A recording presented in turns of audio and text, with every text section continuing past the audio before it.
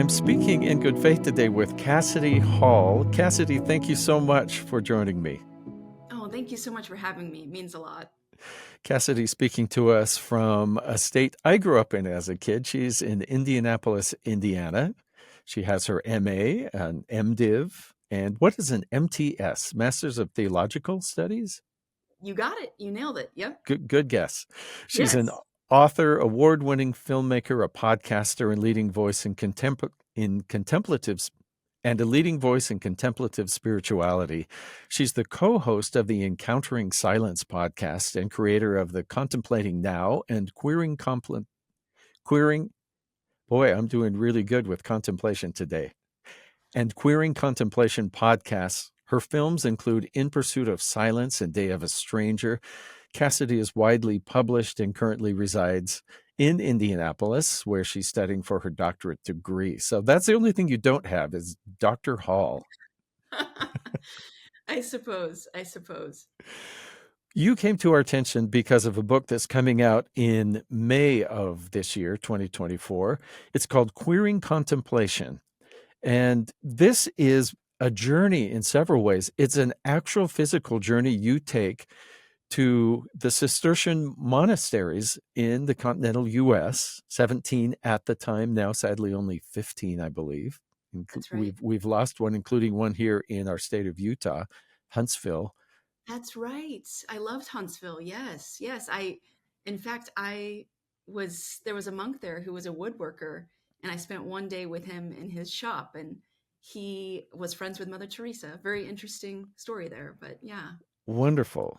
I got to, after they had left, the monastery was being sold, I did get to interview one of the brothers in the Hmm. retirement home and hear a little bit about that. I'm so happy you got to be there while it was still up and a going concern. May I ask who you interviewed? Did it happen to be Father Patrick or? No, although I spoke with him on the phone, but it was Casimir Bernas was his name. He was, I think, 97 at the time. I should follow up and see if he's still with us. Unreal. Wow. So, Cassidy, this book is a journey. It's a spiritual journey, but also a literal physical journey to these abbeys. And I wonder, I'm picturing you from some of your opening chapters at your desk, sort of the pressure is just building up, and you have what some would call a harebrained scheme that makes no sense, which is, well, why don't you tell me this story? Yeah, yeah, absolutely. It To this day, every time I tell this story, it does seem shocking and strange, but also to this day, it is the thing that has made perfect sense to my spiritual journey. I like to say, and I know, and I feel in my heart that you know, spiritual life is alive and awakened to its greatest possibility in those moments of paradox when things don't make sense. And what happened for me is in 2011, I was working as a drug and alcohol counselor in Iowa, which is my home state. And in between clients, I was getting progressively just burnt out and overworked, underpaid. I was new to the field of counseling, and I was working for a community agency. So I was getting a lot of court ordered situations and things like that. And I loved the work with the clients. It was more the problem of being overworked in that type of a system. But what happened for me is one day, in the midst of being overwhelmed with paperwork and overwhelmed with my caseload, I had a panic attack. And what really shifted for me that day was recognizing, okay, something needs to change, but what is it? And at the time, I was reading Thomas Merton's book called New Seeds of Contemplation. And I was literally picking up this book in between client sessions for 5 minutes here, 10 minutes there, and just reading and falling in love with these words. And, you know, interestingly enough, Steve, at the time, I didn't even know how to pronounce contemplation or contemplative or any of these words. And that's one thing that's so important to me on this journey is that I want to point to the ways that contemplation is so accessible for everyone. It's not about, saying the word right. It's about taking that sacred pause to look out the window. And so I was just in love with what Thomas Merton was writing. And so I looked up where he lived. And he was a monk who lived at the Abbey Gethsemane in Kentucky. And he died in 1968. And that day I decided, you know what? I need to go see where this guy lived, where he wrote these words. Hmm. So on my next long weekend that I could take off, I traveled to Kentucky and I did overnight retreat there for the weekend and just fell in love with the silence and the solitude and the rhythm of monasteries. And so that trip, as I was leaving, going back to my work, I noticed on the wall that there was a map that pointed to all 17 Trappist monasteries in the United States. Just kind of took note of that, went back to my work, went back to my, my high anxiety, and, eventually said, you know what?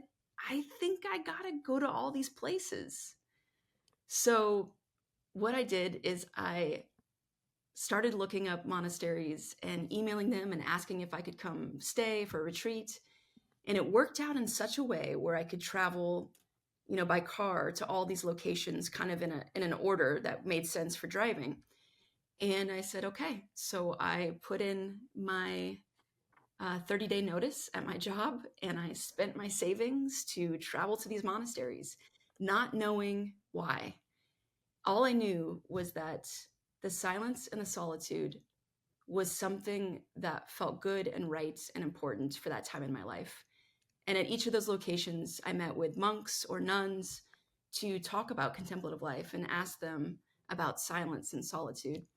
And I think another aspect of this that's pretty important is that I'm not Catholic. I have no Catholic background. So my family kind of wondered, well, are you going to be a nun? No, that's not the point of this. But yes, it was a strange journey that ultimately led me to numerous things, but allowed me to kind of emerge in my own spiritual life. And so many questions, including probably the same ones your family members had. One second, let me just Sure. move my clip here. That's going to make my camera go weird, but there. I think I'm back. Your book is called Queering Contemplation, and for a lot of folks, they'll hear queerness as a definition of sexuality or orientation, but you are expanding that into really anything that's maybe how would you call that? Something different than the norm? Yeah. One of my favorite frameworks for queer comes from the Reverend Dr. Pamela Lightsey, and she's a womanist scholar. And she says that to say that I am queer is not only my self identity, it is also my active engagement against heteronormativity. And what I love about that is, for me, the way I see queer is not only related to my sexuality, but it's the way I tilt my head to look at the world. And I think what those two things coming together mean to me is to see beyond boxes and categories, to see through binaries. And I think queering something can invite us into not just seeing things differently, but also allowing us to see beyond what is for what could be. Yeah. Well, you dedicate the book. The first thing I noticed was dedicated to the queerness in all of us, meaning that thing that is maybe different than other people that maybe sometimes we feel we have to hide, but maybe it's the thing that is the gift we have of a Mm, way of seeing things anyway, I love that you applied this to be because people would say to become a nun or a monk, that's sort of a queer thing in the world, meaning an unusual choice.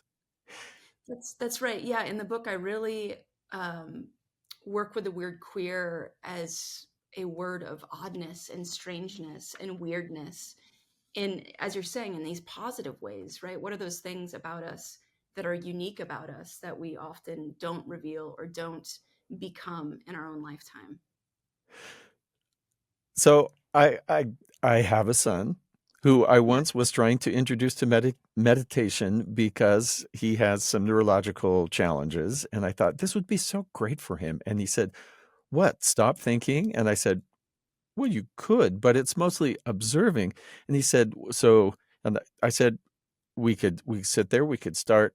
And he actually almost had a panic attack at the thought of not thinking and just doing nothing. That the idea of boredom, you have a Yeah. whole chapter on queering boredom. And I have to say, I read after the intro, I went right to that one just because of that personal experience.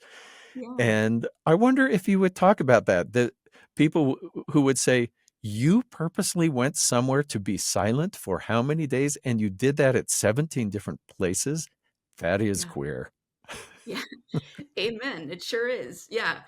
Yeah, and I want to honor that, the truth that when we do go somewhere to be quiet and really really still ourselves, in my experience it does bring up anxiety because it brings up all the things that we're avoiding. Mm. um I do a silent meditation sit on Mondays at a local Zen center, and it's those moments of pause when everything comes up for me. At the same time, I'm in such a state of present moment that I'm able to sift through it and allow the clouds to pass, as opposed to those moments where I'm stuck in the thinking cycle and can't release things. That could be a challenge for people. Uh, I think just in our, especially Western society, where we are so much about we are our mind Yeah. and our thoughts, that we're so identified with that, that the idea that we could step back and observe that maybe the true us is something deeper or different than just that stream of constant thoughts and to-do lists. Yeah. You, One thing I just want to say about that is, um, I think all of us can relate to like at least one moment in our lives where we've had such deep childlike awe or wonder, whether it's a butterfly or the ocean or a tree, or a moment of such great pause, that we get to this place of kind of bafflement. We get to this place of deep awe where we kind of just release and let go. And sometimes it gives us the giggles, but I've found that those those are the moments that really deepen what is present and deepen what is true. And unfortunately, in our world of chaos and discourse and social media, we're really distant from getting to more of those moments in our lives. so let me describe a moment like that I had and ask you Yeah, about it. It was, I had prepared for it, meaning I had chosen to go to the Oregon coast, which is my favorite place on earth. it's the best coast. It is the Okay. best coastline. Yes, I love the Oregon coast. So I was at Rockaway Beach, which is not the most famous place, but it's lovely. And that particular crisp, sunny October day, I walked out on the beach and I was seeing this rock that has an arch in it, twin rocks out in the water. And there was this mist that was coming in with the sunlight. And I remember for about 2 minutes thinking, I'm actually not sure if I'm in a painting or if this is my real life. Is that what you're talking about? That is exactly what I'm talking about. Yeah. Yeah. And those moments, the best part about those moments is that they're really inexplicable. I mean, you try to tell that story to somebody and they don't fully get it or feel it because that moment was just for you. And that moment was something that, they might experience in a totally different way. And that's what's so beautiful about those encounters. Now, I had been to a meditation session before where someone said, "Think of your happy place or your safe place or your whatever," and I always was having to make something up. I thought, I don't even know what that means. But since that experience, I just go there, and it is still just as real to me as the moment it happened. It took me 50 years to get there, but once I had that moment, uh, it lives in me. That's right. Yeah. And that ineffable wonder and awe, if I know anything of God, if I know anything of the divine, that is it for me. Yeah. Well, now that we've learned how to say contemplative or contemplative, whichever we prefer, Yeah. you bring up some categories about silence, and maybe people's reaction to silence would depend on which of these they're experiencing. And maybe we've all had all of them. You say different kinds of silence: contemplative silence, toxic silence, and loving silence. What is toxic silence and loving silence? Yeah. So my experience of toxic silence is harmful and even violent. Toxic silence is things like the silent treatment we give our beloved. For Mm, me, it was the ways I was hidden in a relationship, an early relationship in my life. Toxic silence is the kind of silence that leads us to not speak up at the exact moment when something matters. So, toxic silence also shows up on a larger scale in terms of politics by not helping the hungry, the hurt, or the marginalized. And on the other hand, contemplative silence, I believe, is a place of discernment, and it hmm teaches us when to speak, and it hosts those moments of knowing when to speak up and when not to. And Therese Taylor Stinson, she has one of my most favorite definitions of contemplation. And she talks about contemplation's wholeness relies on both inward solitude and reflection and an outward response to what we find ourselves present and awake to. And in this way, to me, contemplative silence is innately tethered to action. And loving silence, loving silence is boundless. You know, a monk once told me when I was going around and asking these monks and nuns, what does silence mean to you? What's solitude? What are all these things? When I asked him what silence was, he said, "It is the tomb of Christ. It is the place of infinite possibility." So, in that way, right, loving silence is places of resurrection, a place of holding us, a place of moving us beyond and awakening.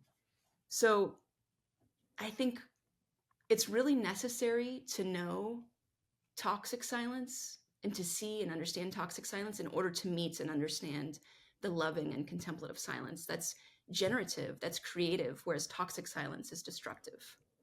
Yeah, and we have seen clearly in institutions toxic silence where people who had, for instance, been abused or where women for a long time had been given lesser pay but weren't supposed to bring that up even though they're doing the same or more work. I'm wondering about the inner toxic silence. Is there a, it seems like there must be a thing where we can't quite bring ourselves to admit something that's true. And you say, I'm going to quote you, page 14. I love quoting authors to the author. The first companion I'd been waiting for, after all, was myself. The first voice I'd been needing to hear, it turns out, was mine. Mm. Is that a mystery to people? That whole idea that do we actually know ourselves and do we dare listen to ourselves? What's your personal experience with that? Mm. Yeah, I think for me, one of the really important aspects of my journey to coming to understand myself as a queer woman was meeting myself in that place and knowing myself and who I am. And in order to come out and to be alive in my sexuality in the world.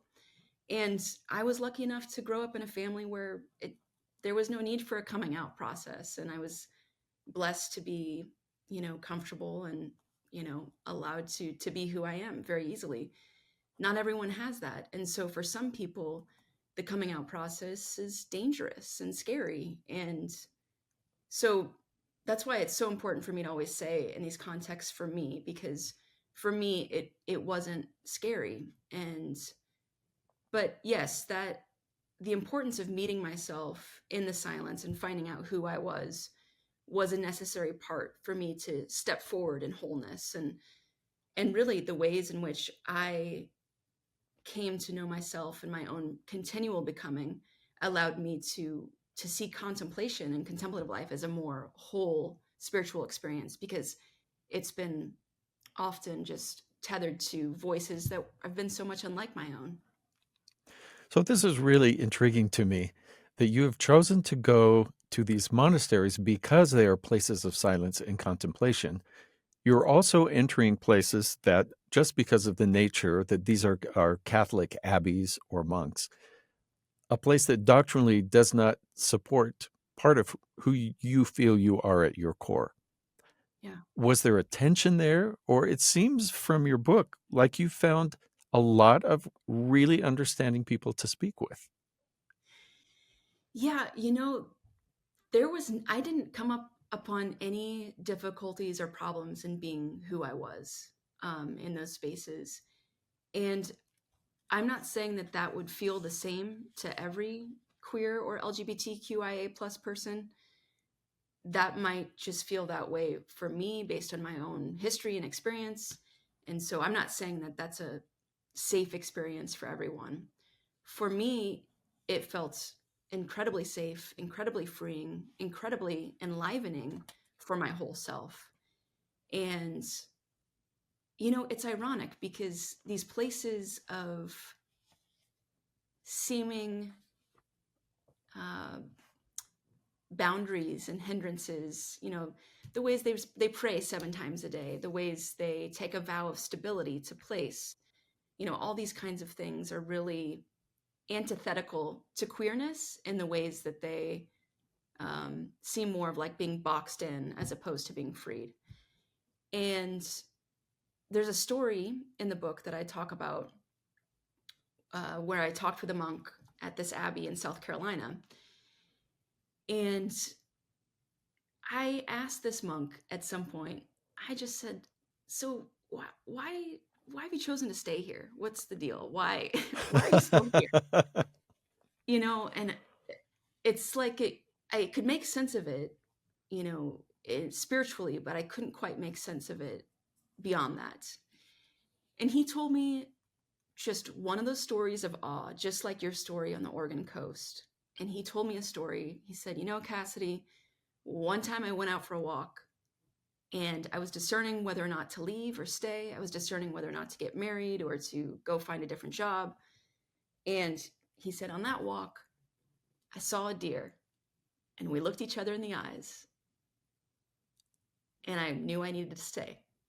And he just turned around and went back and stayed.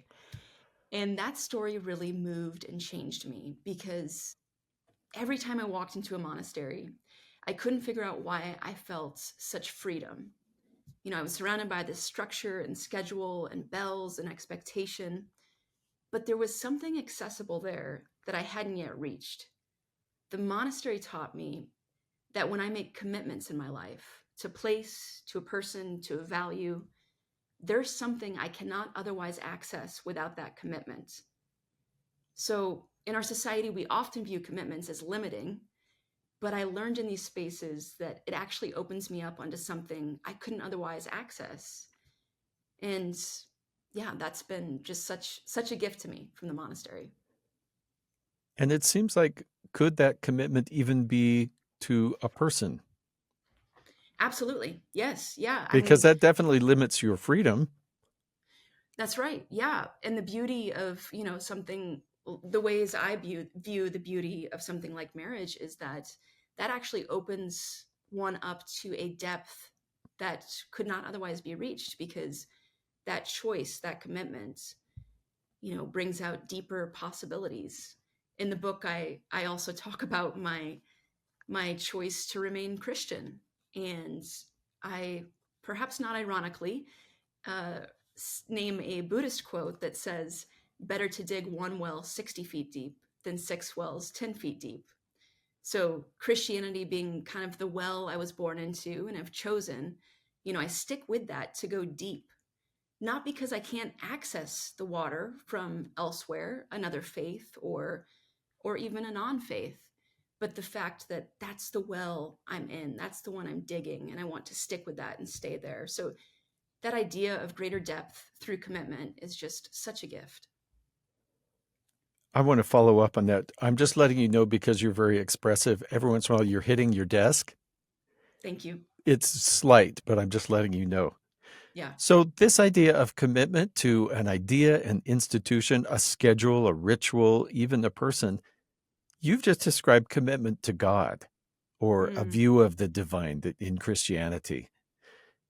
Did this teach you to connect more or expand faith? Or what would you say that having a commitment to God has done? You know, I think as I more deeply and wholly embraced my own queerness, I more deeply and wholly saw the expansiveness of the divine's image, of God in my life, of spirit's presence, whatever you want to call it. And I think that the gift of that kind of commitment is also an inward commitment because I'm committed to my own evolution and becoming by the nature of revering and seeing and being blessed by the gift of seeing the divine all around me. Hmm. That's so interesting that finding freedom within limitations, Yeah. Yeah. and and do you my thought is that it adds meaning to my life to be committed to something outside myself like that. Absolutely. Okay, so a story I have to ask you to tell. You're paraphrasing Katy Perry in that deeply spiritual song of hers. Yes. Yes. Will you tell me the story on the chapter called "I Kissed a Tree and I Liked It"? Yes, I would love to tell you that story. So Because this it, is a moment of awe and connection. absolutely, absolutely. And you know what's funny, Steve, is this is the story I chose to read in an open mic night about a month ago because I'm realizing I'm going to have to be going to bookstores and doing Uh-huh. readings, and I'm feeling a little nervous about it. So I thought, oh, I should try reading something at an open mic. So I read that. But yeah, so a lot of times when I'm feeling disconnected from myself or disconnected from the divine, I tend to know that I need to go out in nature. I need to go be close to nature, be close to mountains or water, or be submerged in God's presence in that form. And this particular time, I went down to the closest mountain range to me, which is the Great Smoky Mountains.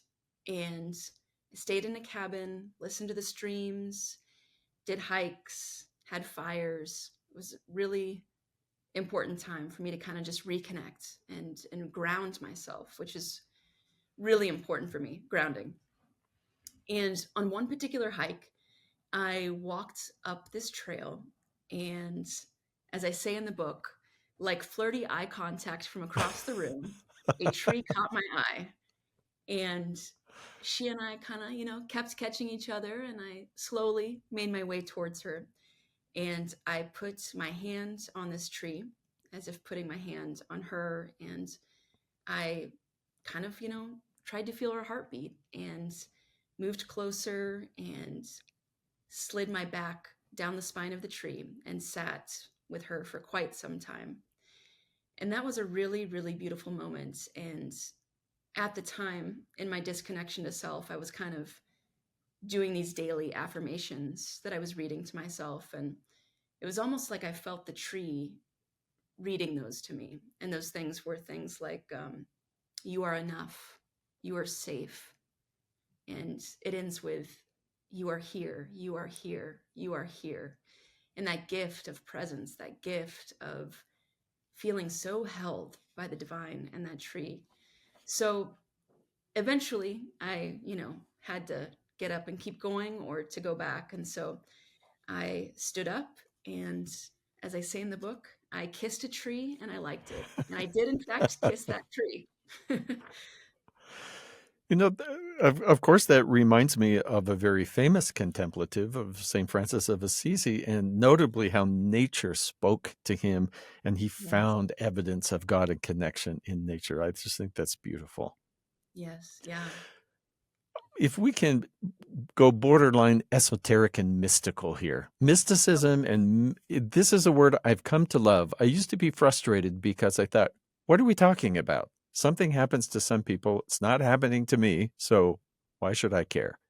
And then I talked to in Turkey to a Sufi mystic, Mm, the dervishes, and that idea of mysticism is unmediated contact with God, that not through a ritual or through a ritual, but directly, not through an intermediary person or experience. yeah, If you have your book handy, I sure can. I'm looking at page 54, and I could give you a paragraph I'd love to have you read and then ask you about. Sure. Let's see here. Here we are. Okay. Page 54. Uh huh. It's mysticism is a constant invitation into transcendence,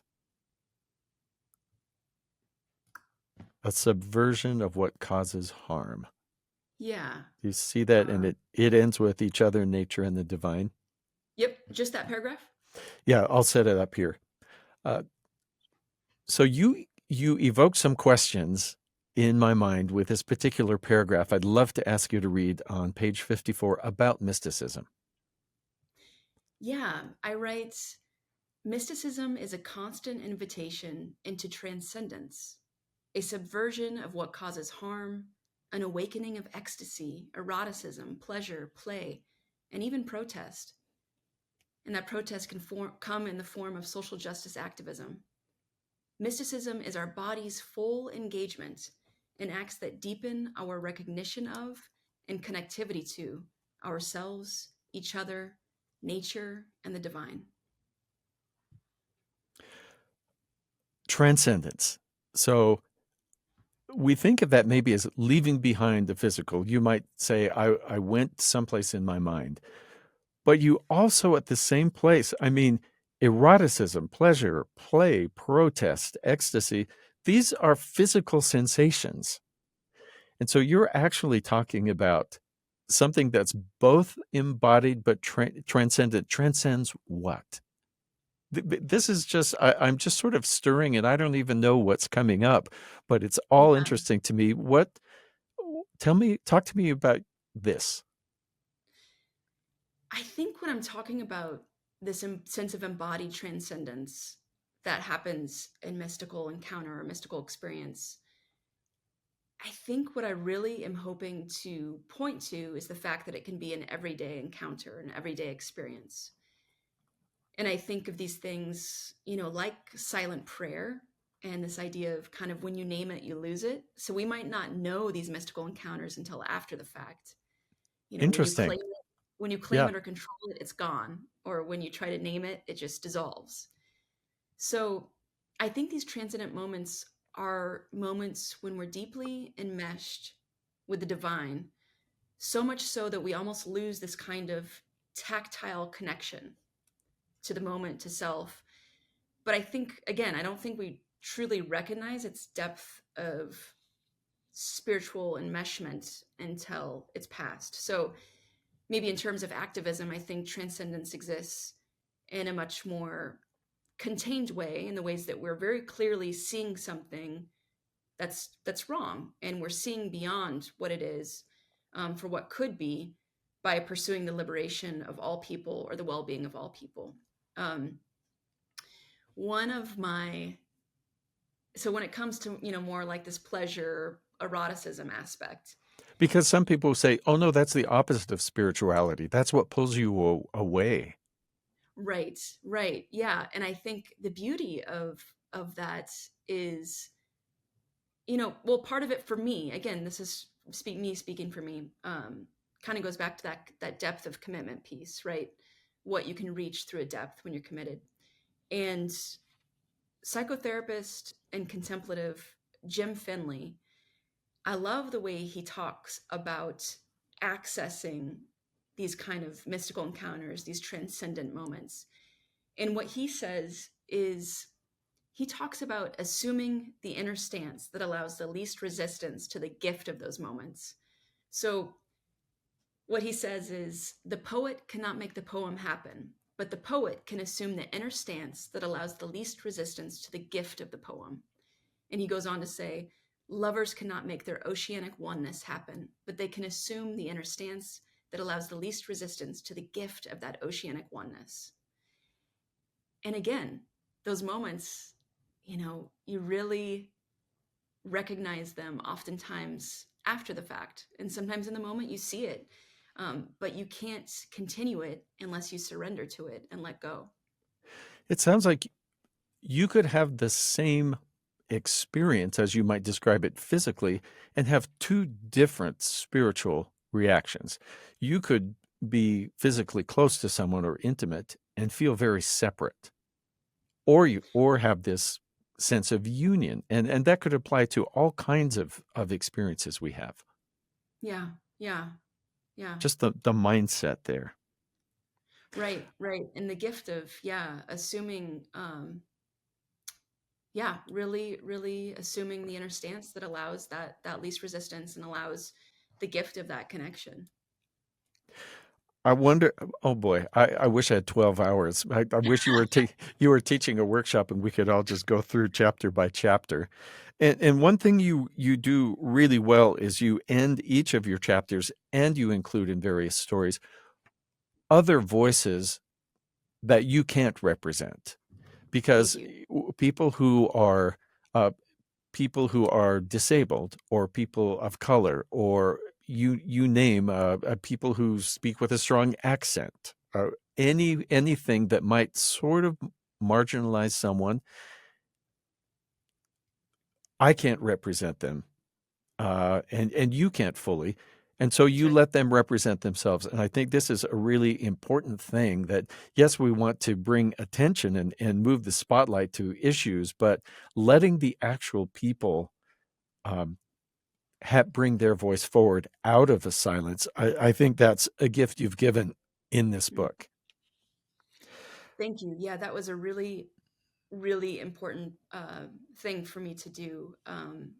Not just because of my own way in which I came to contemplative life and needed to recognize, hey, my voice isn't here. It's primarily folks like Thomas Merton, and so that was a really, really important thing to me. At first, there was a discussion of doing practices at the end of the chapter, and it didn't make sense to me because I knew I needed other people's perspectives and voices, because I knew even my view is limiting to the full expanse, the full experience of what queering contemplation means. You spoke with, I believe, an African American nun in one of the stories that you describe, and she was there, and she was seeing Black Lives Matter and hearing about this. But of course, she's in this space. She's committed. She's dedicated, and yes, she can pray, but she also found a way, I guess I'd call it, with solidarity or in shared pain. Can you tell us this story? Yeah, I wish I could read from it too. She talks about, is it patient endurance? Uh, I think so, Okay. because she ends up saying that her pain. Yeah. That Can I share please, the quote that she shares? yes, yes, Do you feel like it's set up okay? yeah. And if you'd introduce her, here I'll give you a little more setup, Yeah. and if you would just introduce her by name and share her thinking. Yeah, of course. So at one monastery, I spoke with, and at the time, 83-year-old Sister Barbara Jean LaRochester, who was a Black nun in a Carmelite order. And this was in 2021. So she was talking with me about her sense of camaraderie with the world amid the Black Lives Matter protests. And what she said to me was, she said, "What happens with me is the pain that I feel, that's the patient endurance. And that becomes a prayer. God, I can't be out there to walk. I can't be there to express what I would like to say to even help, but I ask you to use the pain that I'm feeling." Patient endurance is individual, it's communal, and the people that are going through this, they are out there, but they are doing this every day. And she says, I am the same way, but I am inside and I'm going through it with them. They were on the front lines and I feel the pain. And what I love about Sister Barbara Jean is kind of that revealing of that grounding of knowing, again, the contemplative discernment of knowing when to speak up, when to say something, when to go out there, and when to not. And she was able to, engage in this deep prayer, this deep camaraderie in a very particular way. And I think that's just such a beautiful modeling of that. Hmm. Let me flip my notes over here. 1 Because second. I think because one of the reasons I really think that's so beautiful is because it doesn't lack action. A lot of times monks are criticized for, quote unquote, going away from the world to love it more deeply.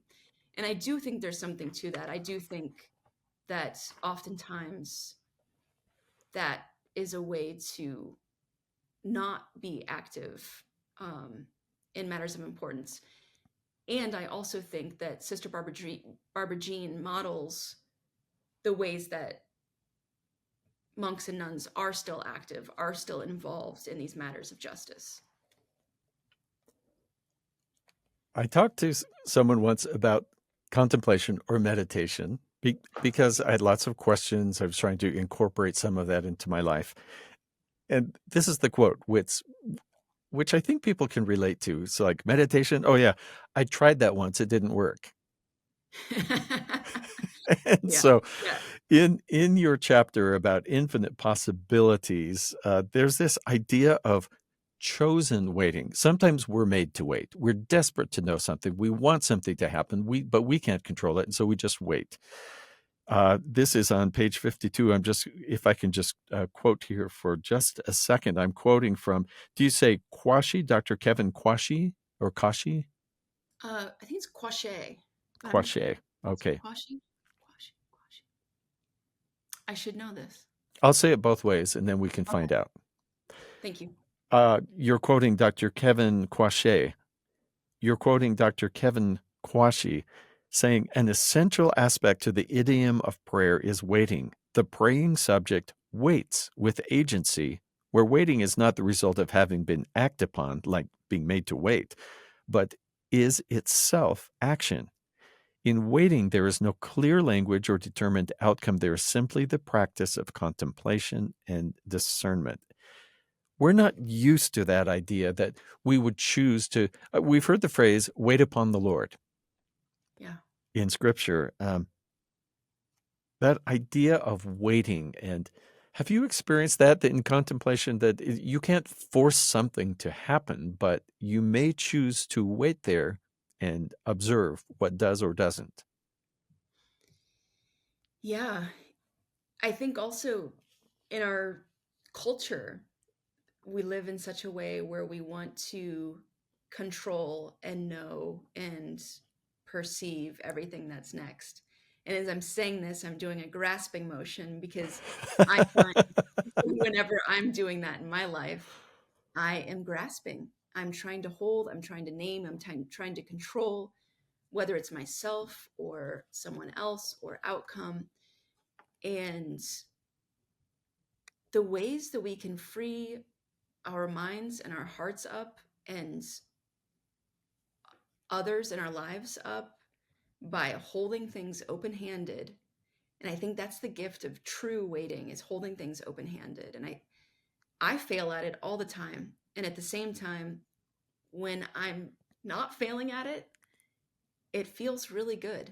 It's still incredibly hard, but it is a really freeing place to be, because in true waiting open-handed, I think we're also given the gift of the present moment because we release ourselves from immediate expectation. So, on the personal side, was this journey an answer to prayer, or or maybe was it an answer to a prayer you hadn't even known to pray yet? Oh, that's a great question. I guess Um, I'm getting at how you perceive direction from the divine. yeah, And are you speaking specifically to the monastic trips or? Yeah, to this whole process that you out of the it seems out of the blue decided, but also in general. I mean, was that a type of thing that has happened to you before, or was that a new sort of working of the spirit? I don't know how you might phrase or label that. I hesitate that I just labeled it. No, no, that's fine. Yeah, I think it was definitely a new experience for me. And I think, a huge, huge part of my spiritual journey has been about trusting myself, trusting my inner wisdom, and in turn, the ways that for me has meant this larger trusting of God. And it seems the more that I've leaned into my true self, my own becoming and growth and evolution, not only the more I get to see of God, but the more I feel led by the divine, the more, synchronicities and those kinds of things. Boy, you're making me wonder now, can I really know God if I don't know my true self? Because I think that true self is the actual creation, the part of me that comes from Hmm. divinity. Y- Uh, page I mean, yeah, 100. Go ahead. sorry.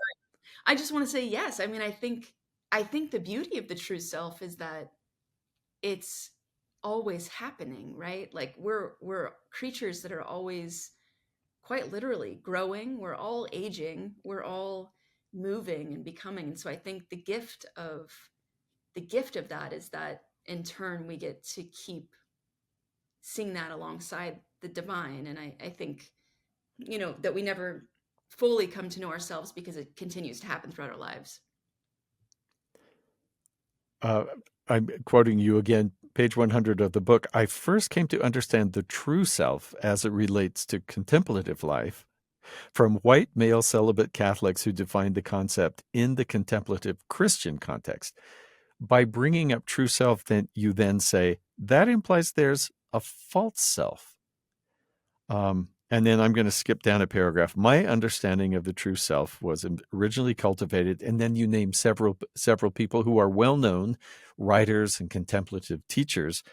So you did not decide to become a nun, but that didn't stop you from having this experience and from doing the spiritual search, which is actually quite encouraging to me that I might not have to permanently commit to a monastery because it doesn't feel like my calling, Yeah. but it's very intriguing to me. Um, Yeah, I think what if, there's anything you want to say about the true self? That's just so interesting to me because let me frame it this way. yeah. I once thought, sort of like an onion, if I start peeling away the layers, I thought, what is really me and what is my collection of experiences?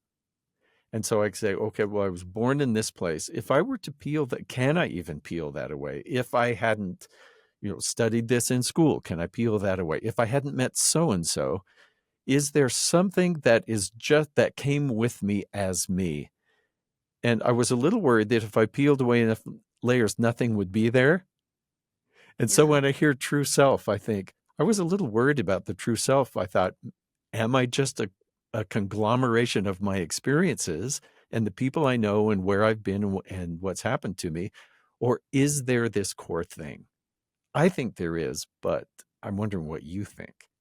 Yeah, I absolutely think that there is a core aspect in all of us that is of the divine and of ourselves. And it's kind of that deepest enmeshment, and entanglement that we have with God in our heart of hearts. And I think, you know, it often feels, I think, inaccessible to us or far from us because we cover our identities with titles or with our jobs or with um, our relational titles, sister, friend, those kinds of things.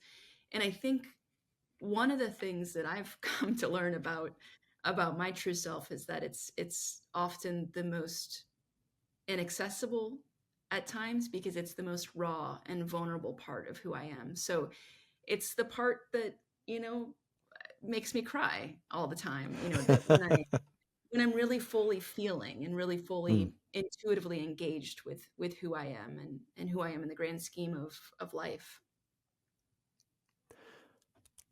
I wonder if you could again. We're 50 minutes into this, and I think we asked you for half an hour or so. So, do you Oh, still I'm have a few fine. moments? I'm fine. Yeah, this is Oh, great. I'm okay. yeah, Well, maybe I can give you sort of more rapid fire three final questions because sure. I just don't want to let you go if you don't have to. Uh, you talk about finding freedom in ritual. We've talked about that a little bit, um, and why you stayed with Christian tradition. And then you mentioned, I love the heading you did, breaking up with Thomas Merton, because how do you break up with someone who was dead in 1968? But you've had a relationship, as with other teachers. Um, that was an entree into contemplative practice. But then you talk about breaking up. You learn more, and that maybe all of his ideas you might not agree with, and talk about that and why it might be important, maybe to have heroes and instructors, but then also be willing to move beyond them. Yeah, so I had been reading Thomas Merton for some time since, 2011, and I still read him from time to time. And, I like to joke that, well, I broke up with Thomas Merton not just because of, the need to hear from other voices, but also I'm queer. So I broke up with him for other reasons. But um, yeah, so in 2018, I was at a peace conference in Toronto, Canada, uh, with Jim Forrest. And one day I went for a walk in the rain and I went to a bookstore. That's kind of what I like to do in cities is I just find the nearest bookstore and, browse around. And so this particular time, I was looking in the bookshelf at Thomas Merton books. I found a book of letters and I was looking for Jim Forrest's name in the back because I was at this peace conference with him, and Jim and Thomas Merton corresponded. And instead of seeing Jim's name in the back of the book, I saw the word homosexuality. And I thought to myself, homosexuality? Thomas Merton never wrote about that. What is this? So I flipped to the page and it's Thomas Merton writing about he's writing a letter to an unknown friend is how it's titled. And he says something to the effect of um, homosexuality is not a greater offense than any other sin. Maybe psychiatric help would be of use. And this was really, really hurtful, but also not surprising to see.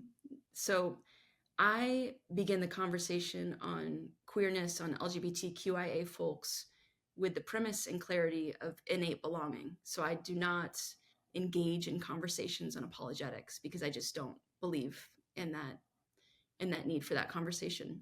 And how would you define apologetics in that situation?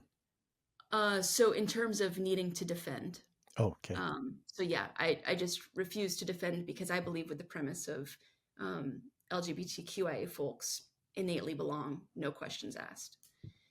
So this was hard to see because Merton was a hero to me, right? And so naturally, this was hurtful. And so I kind of went on my way and carried on. And that was a big, big turning point for me about Merton kind of being a hero in my life. And so I do think it's really important that we need new heroes. We need heroes that speak to our lives, that speak to our times and these moments. And though I came to the contemplative life through Merton, um, I came to realize there were so many things that Merton just couldn't speak to, that either I was experiencing or seeing in the world or that others were.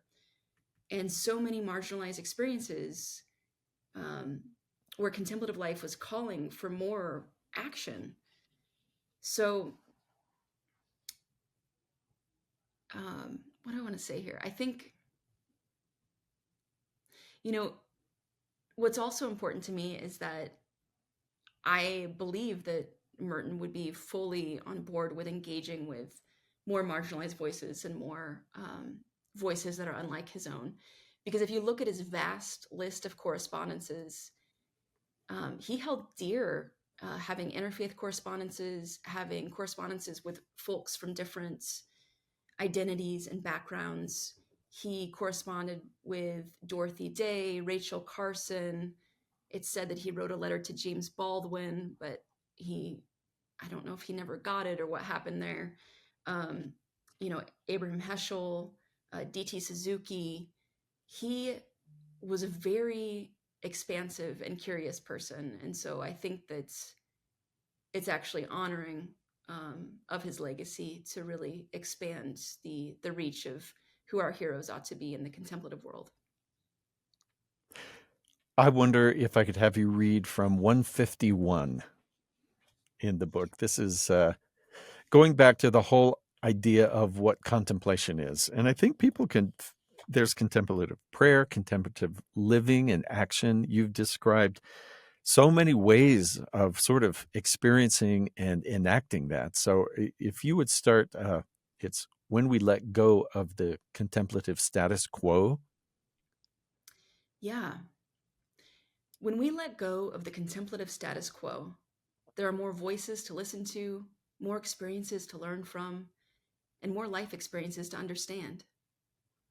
When we queer the things we once thought stagnant, like the monastery or rituals, we can bring to experience the possibilities in practice and encounter. When we queer silence, we can fall into its loving embrace while fighting against its opposing toxicity.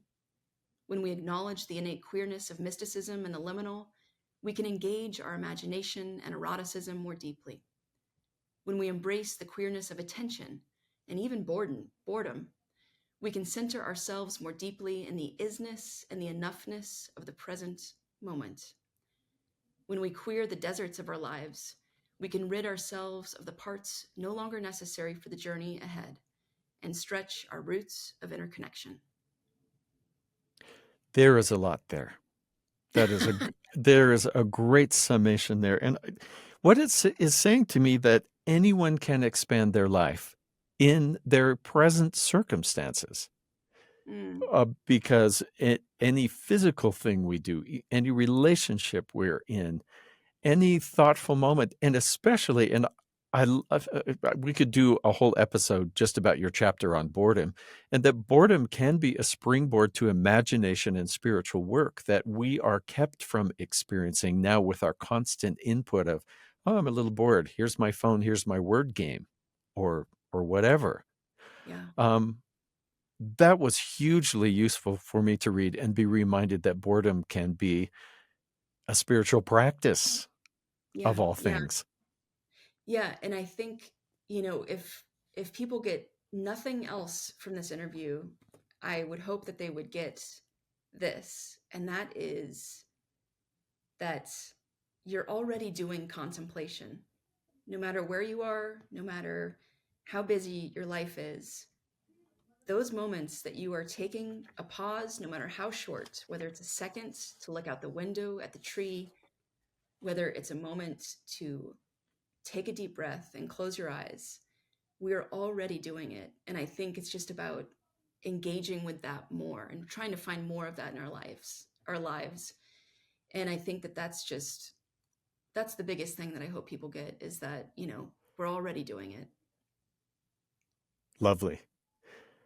I have one final question, and maybe we'll cut this back earlier in, but can you put your finger on, is there a reason you believe? Anything from I just believe, or I had this experience, or why believe in the divine or in God? Yeah, I love that you asked this, because in my morning walk this morning, I was thinking about faith, and it's it's something that I always go back to. My faith relies on my doubt. And what I mean by that is, my favorite scripture is somewhere in Mark. I always forget where, but it's a dad bringing his sick child to Jesus. Hmm. And the dad says, "Heal my son." And Jesus said, "Everything's possible for those who believe." And the dad says, I do believe. Help me overcome my unbelief. And Jesus heals his son. But the most important part of that scripture to me is that Jesus honors honesty. Jesus acknowledges that faith exists because doubt's also there, that it's the backside, right? So for me, the reason I have faith is because I have doubt. Hmm. Cassidy Hall is an author, a podcast host, has many degrees, including one she's working on to become Dr. Hall, and especially what a generous person you are. Thank you for writing the book. I've loved what I was brought to think about that I hadn't considered before. The book is called Queering Contemplation, and it comes out in May of 2024. Thank you for speaking with me, Cassidy, today in good faith.